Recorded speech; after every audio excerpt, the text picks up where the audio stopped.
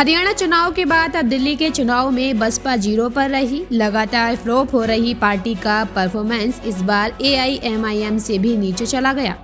बसपा ने यहां 68 सीटों पर चुनाव लड़ा था, उसे 0.58% वोट मिले।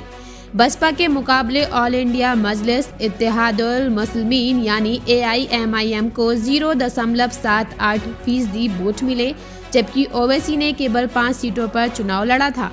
बहुजन समाज पार्टी के कभी दिल्ली में भी विधायक हुआ करते थे। 2008 में भी पार्टी के 2 विधायक थे, लेकिन वक्त के साथ साथ बसपा का ग्राफ गिरता चला गया। 2008 के दिल्ली चुनाव में बसपा का वोट शेयर 14% से ज़्यादा था। उस समय बसपा अपने सबसे अच्छे दौर से गुजर रही थी।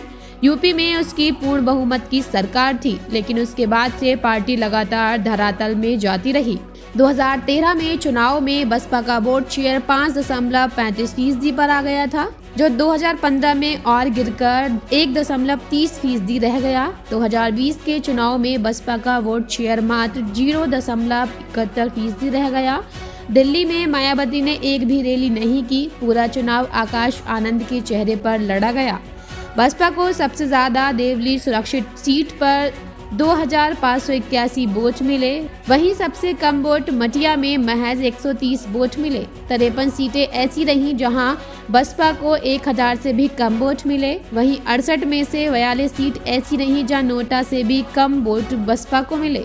यूपी के नगीना सीट से सांसद चंद्रशेखर की आज़ाद समाज पार्टी काशीराम भी दिल्ली की 8 विधानसभा सीटों पर चुनाव लड़ी, लेकिन वह भी अपनी छाप छोड़ने में नाकामयाब रही।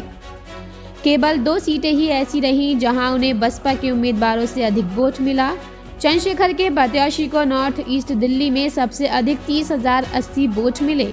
असाउद्दीन ओवैसी की पार्टी ने दिल्ली की 2 सीटों मुस्तफाबाद और ओखला में अपनी प्रतिद्वंदी को कड़ी टक्कर दी।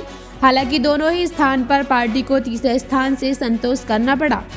AIMIM ने सबसे ज्यादा ओखला में 29,558 वोट हासिल किए। यह आम आदमी पार्टी के अमानुतुल्लाह खां 23,000 वोटों से जीत दर्ज करने में कामयाब रहे।